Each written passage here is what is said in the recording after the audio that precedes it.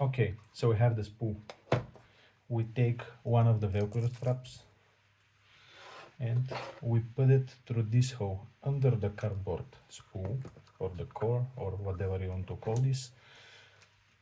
You take it from this side and then you just, let me try to show you.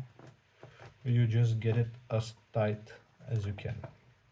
And now we do this another 4 times. So we put it through one side, it will show up on the other. We take it, we pull it, we tie it up, we do it one more time.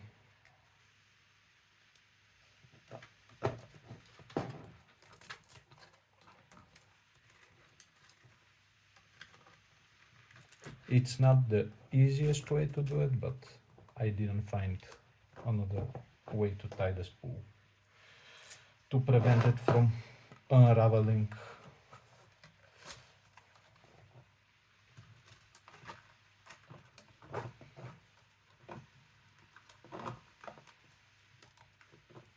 Okay, so we have the 4 straps.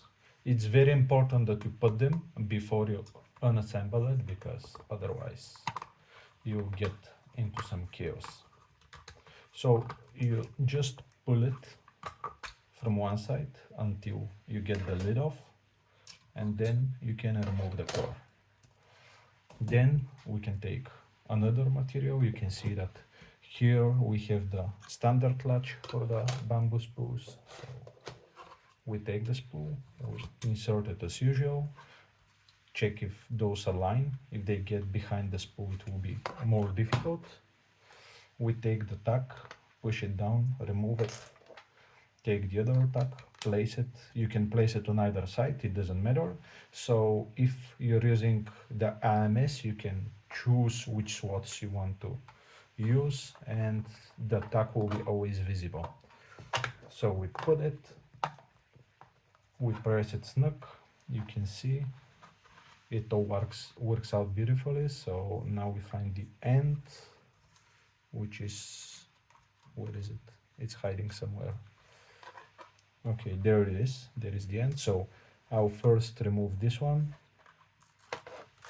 So we start removing the straps one by one. I take the end and I'll attach it to the building clip. There is a clip on either side. I'll use this one, so I'll just press the filament. Oops, it looks like I pressed it, I guess, too hard, so this filament clip broke. Maybe it didn't print correctly. It happens. So we remove all of those.